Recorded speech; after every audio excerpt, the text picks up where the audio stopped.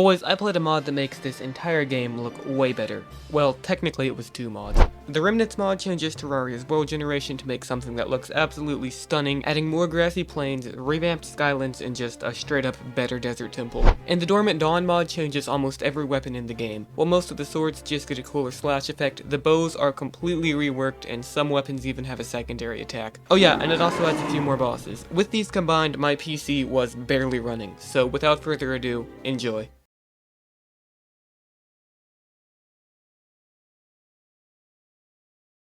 I spawned into the world in a very lovely forest and immediately started admiring the new changes, then started getting wood, unaware of what was to come. Now let me introduce you to someone. His name is Clyde. Clyde is an acorn and therefore does not like me destroying all his trees. I mean, he could have just asked me to stop, but he's too based for that. He just killed me.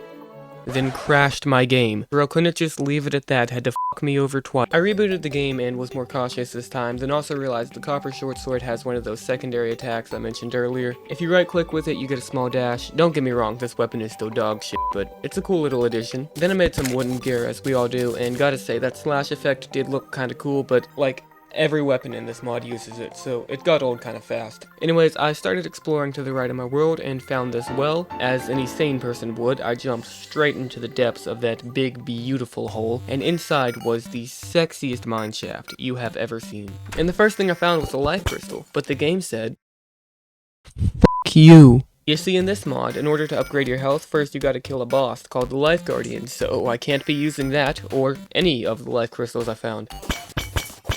But thankfully with the Remnants mod, there is so much free ores just lying around. I was able to craft full silver armor by the first night, as well as a grapple hook and a new summon weapon called the Iron Spike. He was so incredibly simple, but I loved him.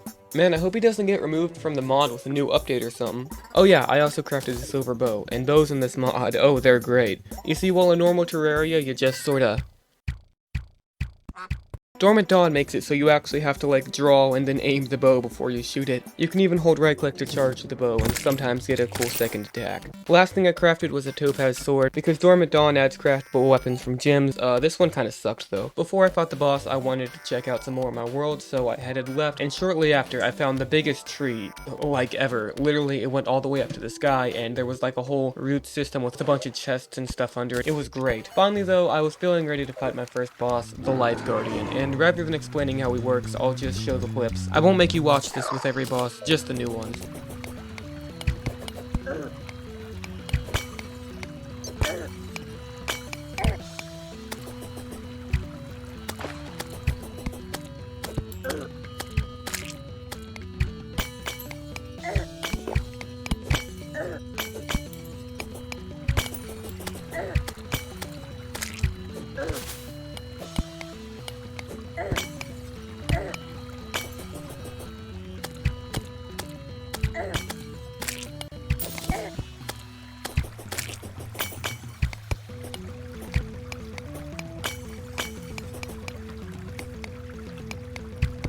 What's he doing?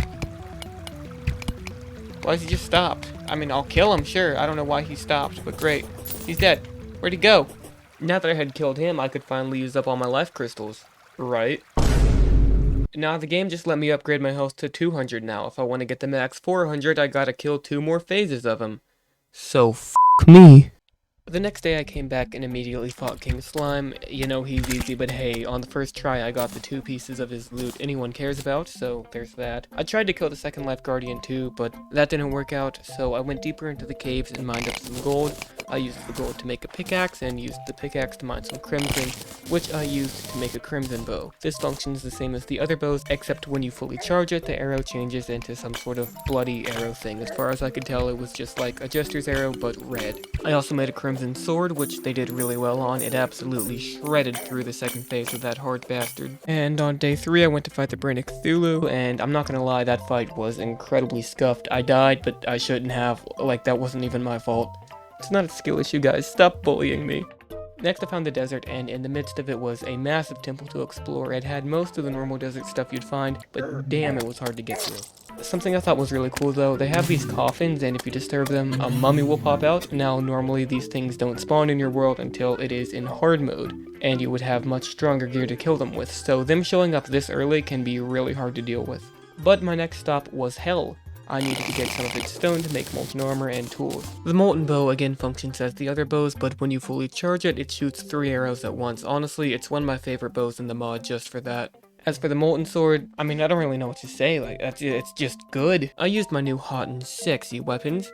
Let's see, how can I make a pun out of this? To melt straight through the Life Guardian for good, so f you, game. It also did drop this really cool heart thingy that I ended up using throughout, like, the entire game. I don't know if it was really that good, but I had it. Finally, I went to fight Skeletron. The lava stuff made it so easy to fight him, but I still ended up dying at the end and tying the fight. Like, I literally don't remember how I did that while I'm writing the script. I just have in my notes that we tied, and I don't feel like checking through the footage to find out. But then I was tired, so I went to bed. No, like in real life. After going back to Brain of Cthulhu, I realized there was a mana version of the Life Guardian. I didn't really need it, but I figured, hell, why not? I won't bother stopping for the fight, really, since at this point I just kind of plowed straight through him. But now that I had him out of the way in, like, 5 minutes, I finally went to the dungeon and explored through it. And the update was pretty cool. Instead of just having like a bunch of randomly generated paths, they made several rooms to go through. There was a bedroom, a library, 2 rooms for the biome chests, some jail cells, and my personal favorite, a brewing room. Think about all the fun stuff you could do with that. But I was really there for 2 things, a handgun and a Murasama. And before I found them, you want to know how many chests I opened?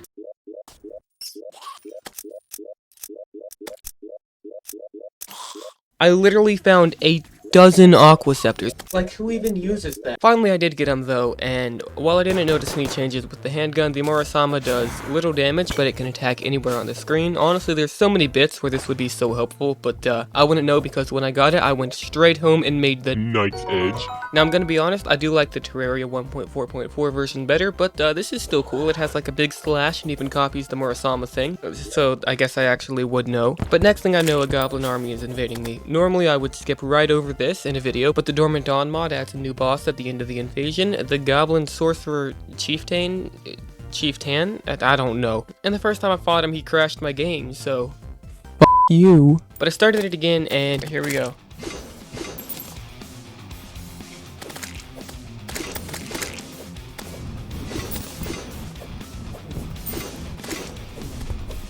Oh, shoot! That's big. There they are. Alright. They don't have a health bar, that's tough, I guess. About 2,000 health, I can take that. Let me get the imps going.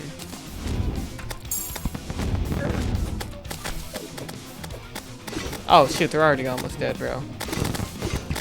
They're teleporting so fast I can't even hit them, but the imps are taking care of it, honestly.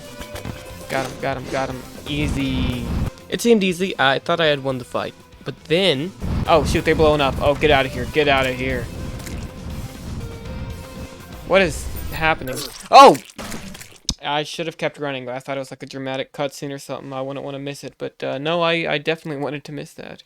Notice he not only killed me, but also the entirety of my village. Yup. But finally I had done everything in pre-hard mode. Well, I did actually forget something, but we'll get back to that later. So it was time to move on.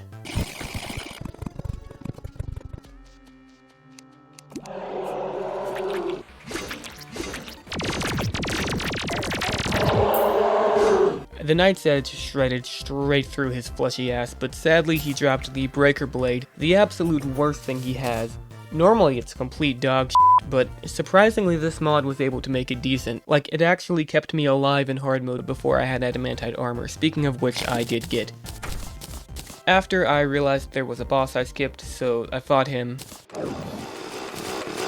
Oh shoot, he's right there. Okay, yeah, I'm doing a lot of damage to him over here. Let me try Knight's Edge instead. Shoot, bro, he's just a big worm. I'm fighting him a bit late, so I am very overpowered, but I mean, he's still getting some good hits in. Oh, well, he's dead now, so he was cool, don't get me wrong, just didn't really have a chance due to me being absolutely jacked. If I had fought him when I was supposed to, I'm sure he would have given me a hard time. I also killed Queen Bee so I could buy some wings, and then I proceeded to kill the 3 mech bosses. This stage was pretty boring, nothing really interesting happened. I mean, I got spammed by 3 f***ing wyverns while trying to fight Prime. But yeah, otherwise, nothing interesting happened at all. But after I was able to craft the True Knight's Edge, they did pretty cool with that, and then the Excalibur, which I upgraded to True Excalibur, and this is probably one of my favorite swords from the mod. And next, I waited for a solar eclipse to begin in my world so I could make the Terra Blade, and that I did. Now at first this thing was incredibly underwhelming. Like, don't get me wrong, it was cool, it just could have been better. But then I right-clicked on accident, and you got an incredible dash attack. It's great for mobility, as well as it does pretty good damage. It helped a bunch with the next few bosses. The next day I got on, and it was Christmas now. But also the mod got an update. From what I could tell, the main thing was they changed the flying mechanics, and your character now holds their weapon, so pretty cool. But I was on my way to fight everyone's favorite succulent bitch, Plantera. At first I was doing good damage, but in phase 2 she outsped me, and I needed a faster way to move, so introducing the Osagaf Tunnel. And yeah, I did make this legitimately. Note to edit. That's fake. But that was legitimately the fastest I have ever been able to kill her. This thing slaps. Now that she was dead though, I went to go play with Golem, and I do say play because he is the easiest boss in the world. I did like the new temple. I thought it was kind of cool instead of just spamming traps everywhere. It's more simplistic. It has like a nice design. The rooms are cool, and it was actually somewhat enjoyable to explore. Don't get me wrong, like I still hate this part of the game, but it was nice at least for the first time. I finally got to the arena, which I also thought was cool what the mod did with, but he was dead in like 2 seconds.